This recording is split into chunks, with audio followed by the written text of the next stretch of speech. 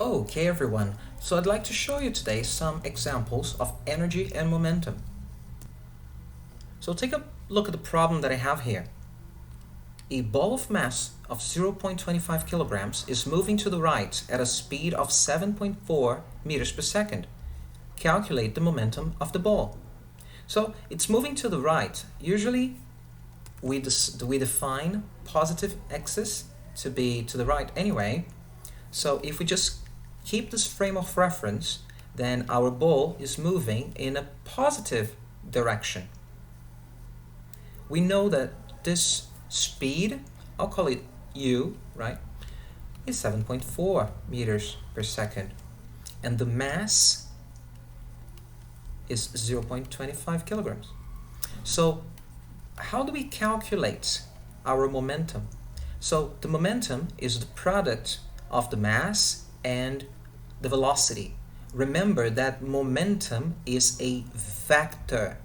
So when you're asked for the momentum of the ball here, you not only have to specify a value but also a direction. Well, if you just keep going here, mass 0.25 kilograms and the speed is 7.4 meters per second.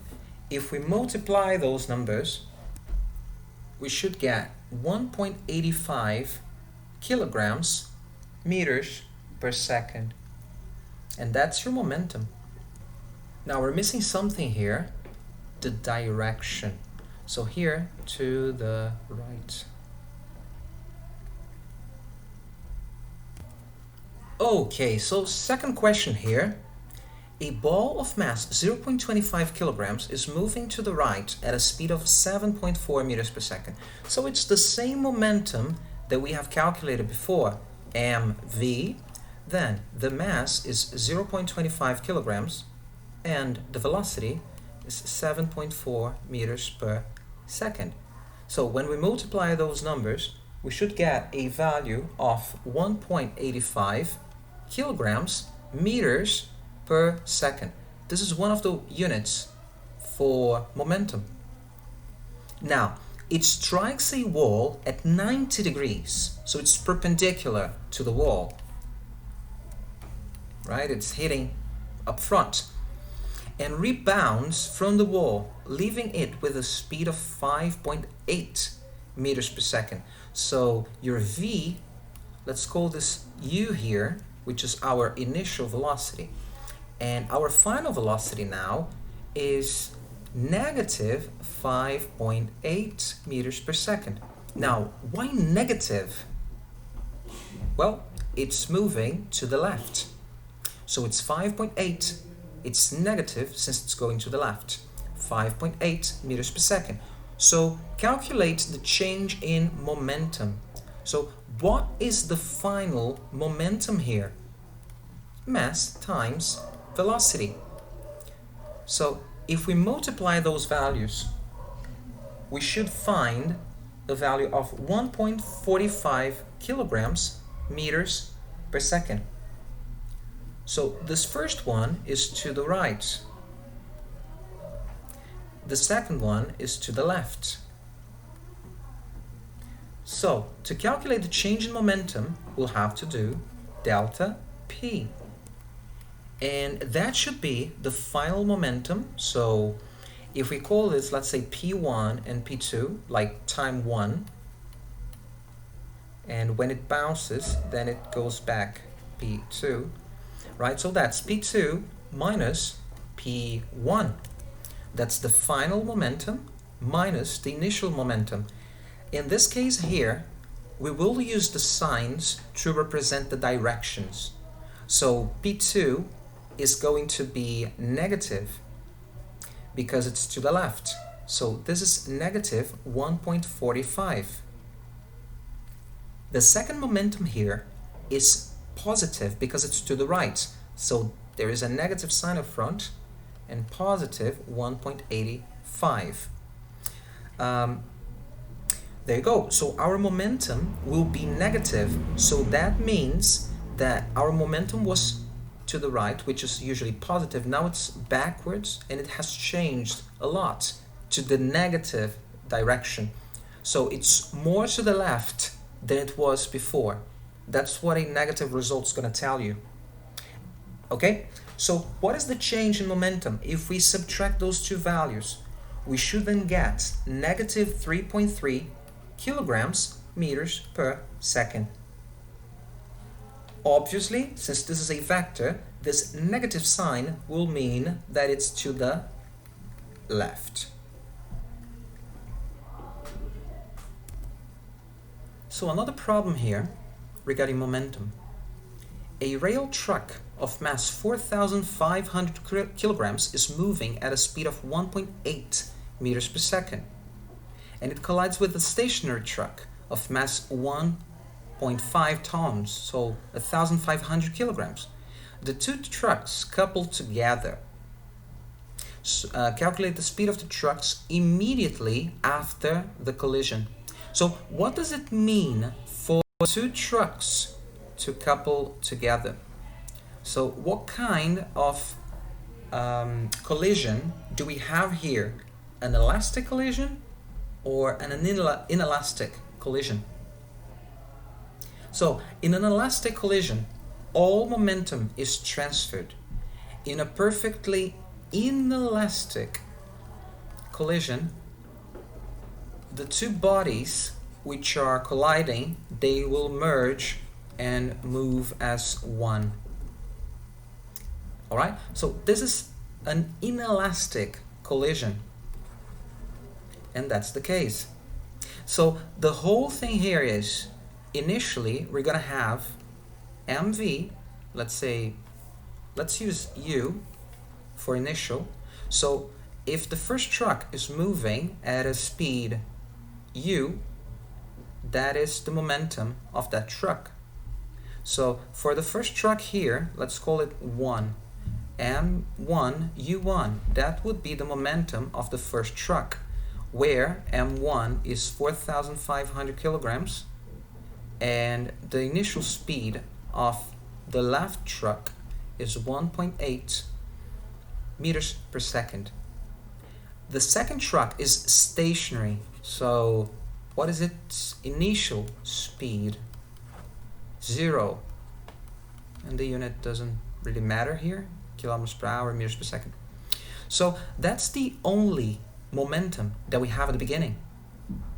And at the end, all that momentum should have been transferred in such a way that now, instead of having just one mass, we will have the two masses coupled together and some final velocity. And that's our momentum after. Okay, I'm calling it P2 is not a good name.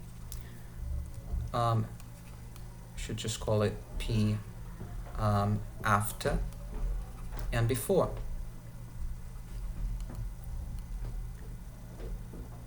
Now, we are assuming that there's no loss of momentum, so there's no loss of energy whatsoever. So all energy here will be conserved. So what can we do here? Well, momentum before will have to be equal to the momentum after. So what was the momentum before? It was mass 1, speed of the truck 1, which is equal to mass of the two trucks together times the velocity that they are going to have. Now, usually here, you don't have to keep your velocity vectors. Since you're just comparing numbers here, you might just put your speeds. So 1.8, you could just use those values instead of a vector. They're going to be at the same direction. That's the only vector here, right? So u and v will be at the same direction. In this case, x, positive x. So, how do we find this velocity? Well, we can rearrange this equation and make this our subject. So if we make the velocity, the final velocity, our subject, we would then rearrange that equation to get this, right?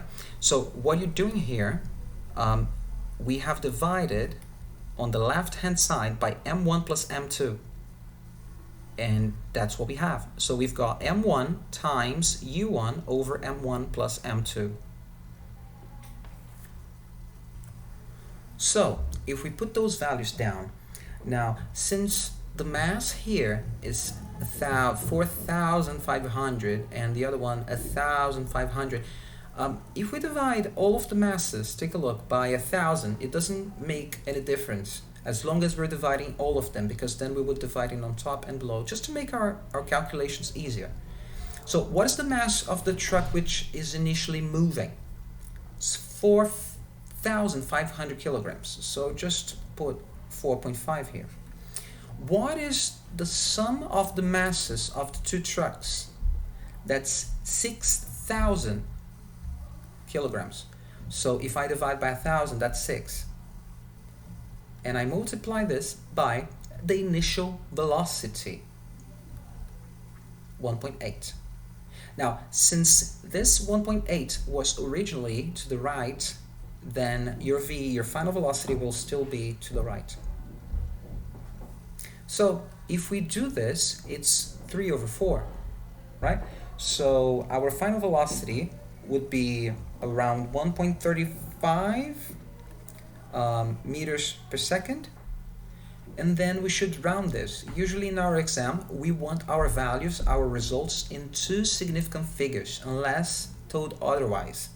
There are chapters, obviously, in which you will be allowed, and not only allowed, but expected to have more significant figures, such as atomic physics, nuclear particle physics, chapter 8. But this one, just keep two significant figures. So if we round this to two significant figures, take a look. Here we only had two significant figures, only two. So let's keep 2. It's only logical. So 1.4, because 5 we rounded up, meters per second. I hope this is clear. Now let's take a look at another example. Alright, so another example here. Stone A of mass 0.5 kilograms is traveling at 3.8 meters per second.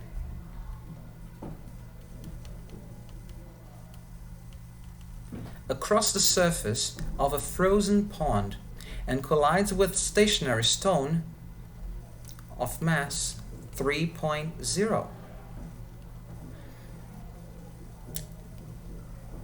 The stone B moves off at a speed of 0.65 meters per second. So this is V of B in the same original direction as stone A. So it doesn't matter the vectors here, they're in the same direction. We can just work with the values. Calculate the final velocity of stone A. So here we know that stone B was stationary, so we know that UB is 0. And the only thing that we don't know here is V of A. So the final velocity of A, which is what you're being asked. Now, since they are asking you for a velocity, again, this is a vector. So what you would have to do is to either check if the stone is going in the same direction or in the opposite direction, because what may happen is some energy is transferred during collision, right? And depending on the masses, the result might be this going back and this going forward. Or you could have both going forward at different speeds. So it depends on the ratio of the mass. So we have to solve and try to find the speed of particle B. Particle A. If we find a negative value, for instance, that would mean that our stone is going backwards. So it would be going on the opposite direction as stone A. So let's apply the conservation of momentum, which is the same idea that we have applied in the previous question, even though I did not mention it. So the conservation of momentum says the change in momentum should be 0 unless there is some force being applied to it. So what is the initial momentum? Well, particle B is not moving. particle A is moving. So at the beginning, you only have momentum of particle A. So it would be ma UA. Now, so this is the initial momentum. It should be equal to the final momentum. So at the end, my particle B has a mass of 3. So particle B moving at speed B plus ma, this is VB, that's final, and ma VA. Right? If you had here MBUB, which is the initial momentum of particle B, you could. The only thing you would get here is 0 because the initial velocity of B is 0. Okay? So if we go forward here, we know this mass, we know this speed, we only know this guy. So let's rearrange this equation and make VA our subject. So we would subtract here MAVA, I'm just copying this, is equal to, and then I'll get this to the other side subtracting, so MAUA minus MBVB. So if we want to calculate VA, we can divide both sides by MA. This term here would just be UA, and the second one, MA over MBVB. And there you go. So if we put the values in now, and take a look, I have not done any calculations. I have not put any of the values in. So I am making sure that I'm less prone to committing mistakes. If I just put the numbers in here, it's much more likely for you to do some rounding error, to put some value here and then subtract, and then you get something different because you have rounded before. So what I would suggest, guys, is try to keep all of your variables until you get to an expression like this one, right? VA in terms of everything that you know. So what is UA? 3.8. I'm not going to put the units here because everything is in the SI units. So we know that VA here would be in meters per second because all speeds here are in meters per second. So 3.8 minus, what is the mass of B? 3.0 over MA, which is 0.5. And velocity of B is 0.65 meters per second. So if we calculate this, we will get negative 0.1 kilograms meters per second. And what does that negative sign mean? Well, as I told you before, this negative sign means that our particle is going backwards. So it's not going on the same original direction. It's in fact going backwards. So it's the second case that I showed you there. After the collision, this one is going back a bit, and this one is going quite fast forward, right? This happens because this is much less massive than mass B. Mass A is only 0.5 kilogram, and mass B is 3 kilograms. So when MA hits, MB is so massive that it will move. However, MA will acquire some backwards movement. So let's try another example now. There you go. So we've got another problem here, again, involving momentum. So we've got two cars moving with different speeds, different masses, quite interesting. So let's take a look at the question. A railroad truck of mass 6,000 kilograms collides with a stationary truck of mass 3,000 kilograms. The first truck moves with an initial speed of 2.5 meters per second, and the second truck moves off with a speed of 1.9 meters per second in the same direction. So they were both moving, they are both moving at the same direction at the end. Now, calculate A, the velocity of the first truck immediately after the collision. So the first truck was at 2.5 and the second one was stopped. The first one hits and its velocity changes, and the second one is moving now. So how can we calculate that? Again, applying the conservation of momentum.